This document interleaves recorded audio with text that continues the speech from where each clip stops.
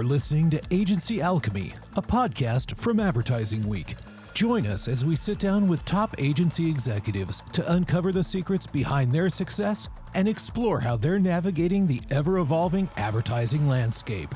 From discussions around innovative strategies and emerging trends to effective leadership conversations, each episode offers invaluable insights into what it takes to thrive in today's evolving marketing world. If you like this podcast, be sure to subscribe and leave us a review on your podcast platform of choice. And if you're looking for more content like this, check out our roster of podcasts available now on the Advertising Week Podcast Network at www.advertisingweek.com/podcasts. Thanks for listening.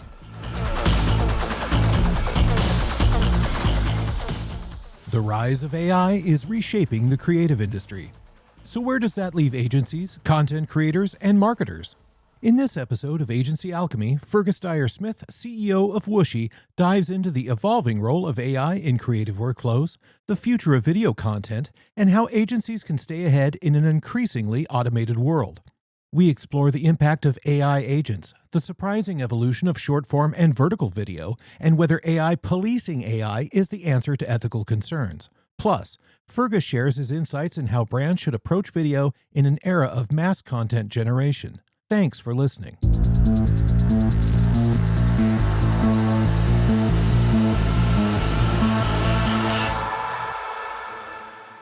Fergus, welcome to the show. I'm so pleased to have you on today. Thank you for having me. Very pleased to be here. So tell us about Wooshii and what you do there. So Wooshii is, it's gone through a number of stages in its life. Essentially, it's been a content business throughout, but in different guises. So it started off as a two-sided marketplace for video makers, has an agency piece to it now, but predominantly we work in AI and bringing AI into agencies and creative teams. That's essentially the core of what we're about. Excellent. Describe for us just the process of founding and running an agency in 2025. Obviously, you weren't founded in 2025, but running an agency in 2025, what are the challenges that you're seeing both today, and what were the challenges when you founded Wooshii? The challenges when we founded it were very different. I mean, I think actually you've sort of hit the question of the moment really on right on the head there, because in 2025, we'd just done an event where we had 70 agency leaders in a room. And, the big questions that they're trying to tackle with is what's their place in a world where predominantly, we're a service-led business, we're a knowledge-based business. Where do we fit in as some of those things get taken away by AI essentially, but all sorts of different guises and ways that can be done. So I think the challenge now is how do you pinpoint your value beyond what you've been pinpointing as for the past forever. I mean, and it's hard, really hard, I think. And I think a lot of agencies are struggling with it. I think the agencies that have done really well are sort of the groups that have been able to consolidate together different entities, buy in data platforms. They've done extraordinarily well, and everyone at the other end has struggled or is struggling, trying to find its place in the world. The difference between that and when we started off, there was a lot more, videos was starting to become interesting. Content was starting to become interesting. Social was relatively new. So there was new channels to distribute on. You needed more content and you needed people to make it. And the only way to scale at that point was through human beings. So it was a very different set of challenges, the sort of standard challenges anyone faces as an agency, which is where your customers going to come from and how you're going to service them and all those sorts of things. Challenges you face now are very different. How do you feel AI is impacting both the creative and marketing spaces? How are you working with AI and how has it impacted you? So we are slightly different, I'd argue, to the traditional agency because we've always had an engineering team. We've always had technology products. But we're sort of dealing with it in two ways. So the first is, can we be the creator of tools that marketing teams and other agencies can actually use? So that for us is obviously a huge opportunity. And we have skilled people in the business that are AI engineers and all the rest of it. And so we've looked really at our own processes and said, okay, which of these are going away? Can we build tools and products to essentially kill ourselves? And if we can we sell that to other people? But then at the same time, a great example of this is recently we had a number of our creative teams, so sort of creative directors and things, sort of leave the business, and not through any reason other than they wanted to go off and do something else. And we just took the decision to see, could we run without that role being filled? And indeed, we've been able to. So that's a whole function that now we still have other creative people in the building that still have to do some work, but it's not the same size. A lot of the grunt work's been taken away. And that's all down to AI enabling us to do that. You can start to see roles where they're very, the way I always describe it to the team is think about tasks first and then roles. And if your role is predominantly a single or a couple of tasks, then you need to be upskilling, because that's what AI is coming for. It's coming for tasks first. If your role is multifaceted, you're touching all sorts of different tasks, it's probably going to be a bit longer before it gets there. But that's the way we think about it. When it comes to those tasks and how AI interacts with them, a lot of agencies are using AI agents that just kind of take these tasks and go for it. What is your feeling on the creative industry in particular using AI agents? Should they be embracing that, or should they be keeping it at a distance, or a little bit of both?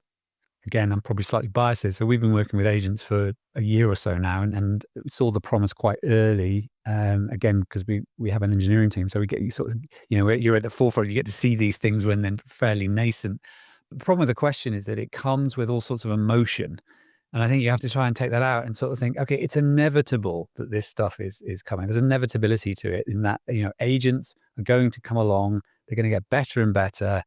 And if your main job, which is not just within agencies, within all sorts of knowledge workers, is sitting in front of a computer most of the day, running tasks on a computer, you should anticipate that agents are going to come along and be able to do that faster, quicker, cheaper. And that's whether you like it or not.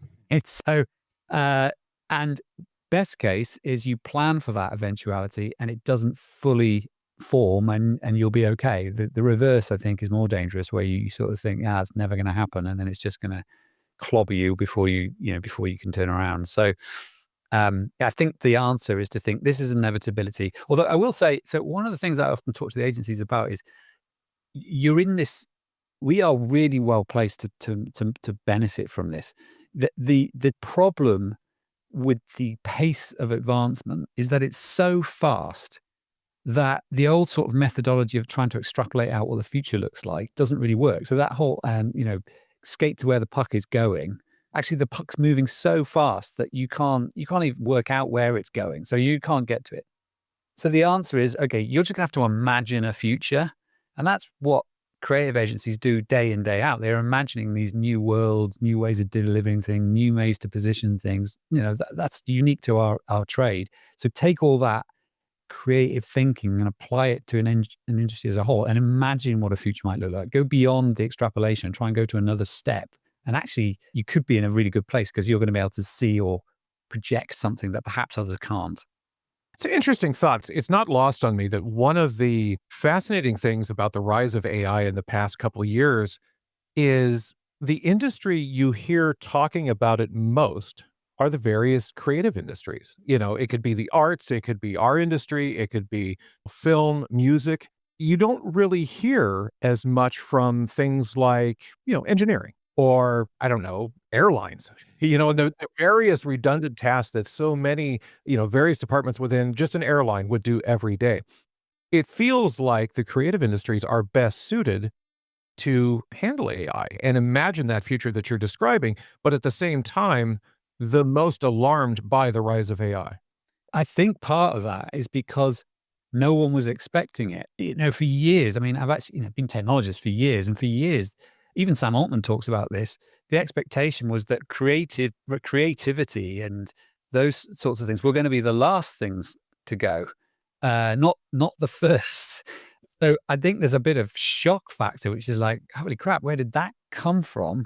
And there's a great, someone put out a great tweet. I'm gonna get this wrong, but essentially it's something like, I wanted an AI to do my laundry so I could do art all day, and instead I got an AI that does art, and now I have to do laundry. It's sort of like, it's such a great sort of summation of what's happened.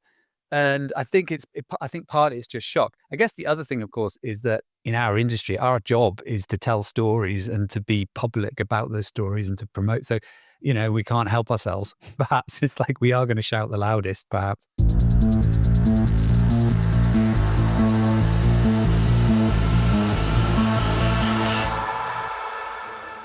Let's talk a little bit about the policing of AI. I find it interesting. I've read a little bit more about this in recent times. I would love to have your take on it. How do you feel about agencies using AI itself to police AI? Yeah, I think that's an interesting.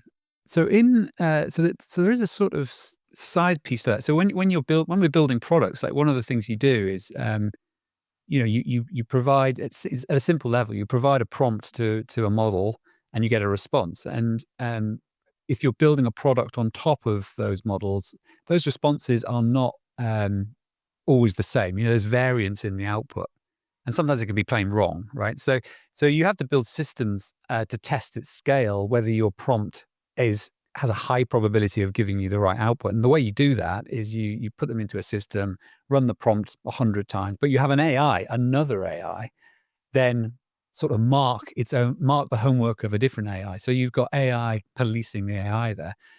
So we would already do that in engineering quite a bit. In terms of policing it, it's you might be onto something. I hadn't actually thought about it in our terms, but actually might be onto something there, because the biases that exist within these models are all slightly different. If you ran it through multiple different models and built agents that actually had were told to be specifically harsh on one way, or to steel man and straw man both sides. You could build an entire system that actually completely polices your output. I haven't seen it, but it's a good observation, actually. Yeah, it's an interesting take. Let's move over to video. Video obviously continues to be an increasingly essential tool for all marketers. Understatement of the day. How do you feel brands and businesses can be getting the most out of video content today? Yeah, really good question. I think it's understanding what's going to happen or what's happening already, which is, like it or not, the cost of production's dropping, and we're getting to the point where soon you'll be able to create a huge volume of ads for dollars. Now, that doesn't mean that the big ads are going away or the big creative things are going away, but let's say 80% of the volume will be able to be created in a single room with a good editor and some good AI. But that also means then the volume can go stratospheric in a sense. It's going to just go through the roof. So your limitation then as a marketer is no longer, okay, I need to go and get 10 ads made and make sure that I get the right things made and the right ones made and put the right ones out into the market and put money behind them. It's going to be more around, okay, I'll put these all out. Which ones are working? So I'll just create 1,000 ads, push them out, and 2 or 3 days later, turn off those that aren't actually working. So I think that's a problem that's getting solved or going to be solved. It's going to be more around, okay, how do we ensure, like we can produce as many things as we want, but how do we make sure that the things that we're producing actually work? And one of the simplest ways to do that is to just run them and see what works and turn off what doesn't. It's sort of fairly rudimentary, but it works that way. The other thought, I think, is, and this way may be where we see almost like the anti-AI come through, which is, at the moment, it's the odd ad is, hey, it's made with AI, and that actually gets it a bit of a second boost because everyone's like, wow, I can't believe that's possible, right? Flip that round the other way when everything's made with AI, and it's like, okay, well, and it could become actually the statement is, well, this was shot on set in the Scottish Highlands look how fantastic this is that they managed to create this with film, God forbid. That may be something we see. It's an interesting take. I know that there's several filmmakers out there that are constantly pushing the message that, yeah, we're shooting with these cameras. We're doing it, relatively old school. It's not like they're, going back to, the technology of the 30s or anything like that. But, they really are using film cameras. They're really doing things the way that they were done in sort of the cinema heyday. And that kind of translate. And I think there's a certain amount of us that, I'm older, so I have a lot of respect for it. And I'm naturally curious about it. I'm not sure what the younger generation is, but it's interesting. It'll be interesting to see if that translates into sort of the everyday video we see be it television, be it web, be it, commercials, what have you. At Wooshii, you've been working with video since the beginning, as you mentioned. What sorts of things along the way, as it relates to video, have surprised you in video's evolution? A couple of things. I think first, the rise of short form. That was, I didn't, it feels, now it feels so natural, but the idea of a 10-second, 15-second video just surprised me. And in the same sort of space, vertical video. Now that feels, it was obviously going to go that way, but remember at one point that we used to, it was like the big no-no, it was proof that you were a complete amateur if you shot anything sort of vertically up. Now it's sort of the standard. So at the time I was thinking, I don't understand how you can do anything in a vertical format. How can that work? So that was one surprise. Another surprise was, well, not so much a surprise, but for years they've been trying to get interactive video off the ground. Interact with this thing, and it never worked. I'm yet to see anything where the odd sort of gimmicky thing, but never seen anything really take off on that front. And maybe we're starting to get there now, but something that we haven't really seen. It's big in China, is video commerce. It's massive there. Sort of products bought through directly through a video feed, and all sorts of. It's amazing stuff when you see it. People selling apples and all sorts of things. But that hasn't really taken off here. TikTok have tried to get it going on numerous occasions, but maybe that's still to come. Maybe we just haven't been ready for it, and it's on its way. But there's a few. That's interesting. I've actually talked to a few people about video commerce who insist it's here. And then when I asked, okay, well, can you cite an example? It's like, well, it's coming. You just can't see it. Exactly. I can be swayed into buying something if you're counting that, but I don't really count that. So looking ahead, what challenges do you see the industry facing in the coming 5 years, specifically on the creative front? And how do you think it best to tackle those challenges? So I think one of the things that in creative is I think, and especially within this sort of commoditization of output, is that actually people are going to look for, everyone's looking for the magic formula for video. It's like if I get enough data and enough algorithms, like eventually I'll get a map for what the ideal asset looks like. I think that's a fool's errand. I don't think you ever get there. I think the moment you actually create a map, by its very definition, means that it's not creative anymore, and everyone will understand. Just won't work. So I think that's a challenge ahead, because there's going to be so much content. The so much content thing may also be an issue, because we're going to just become blind to it. And if some projections within the AI world, which is our buying patterns might shift. So for example, when you start, book a hotel, for example, you may not actually interface with anything, because you may just say to your AI, go off and book me a hotel. It knows the sorts of hotels you want, where you like to stay, the average price you're prepared to pay, goes off and essentially does it, or comes back with its option, says, how about this? And you'll just go, yeah. And so, and that can be said for restaurant, like so many things where that may actually occur. And then it becomes, okay, well, if we're producing, like, who are we actually marketing to? Are we marketing to you? Or in marketing to your AI? Your AI doesn't care about your glossy looking fancy video. It's influenced in a completely different way. So that's maybe a little bit further out, but we can already see the beginnings of these sorts of things. And technology has a tendency to sort of go slowly, and then suddenly smack you in the face. And so I wouldn't be surprised if it turns up sooner than we thought. The only other thing I sort of think about is the role of, sort of the hardcore, the camera operators and all those teams that, what makes filmmaking so much fun, really. It's like a technological pursuit. It's a creative pursuit. It's a very social pursuit. And the idea that you might be able to just sit in a bedroom and sort of generate all that stuff, for me, is a little bit heartbreaking. Even though I'm in the middle of it and creating the chaos, it's also, something that a bit of a dissonance, I guess. Well, you had mentioned earlier you guys are actively creating the tools to kill yourselves. So yeah. Well, Fergus, this was a great conversation. If somebody wanted to find out more about you or Wooshii, where would they go? I'm mostly on LinkedIn. So if you just Fergus Dyer-Smith on LinkedIn, and Wooshii.com is where you'll find us on the interwebs. Excellent. Well, thanks so much for taking the time. I love this conversation. Yeah, man. Cool.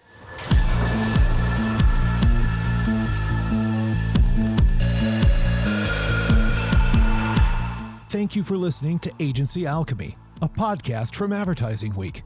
If you like this podcast, be sure to subscribe and leave us a review on your podcast platform of choice. And if you're looking for more content like this, check out our roster of podcasts available now on the Advertising Week Podcast Network. You'll find it at www.advertisingweek.com/podcasts.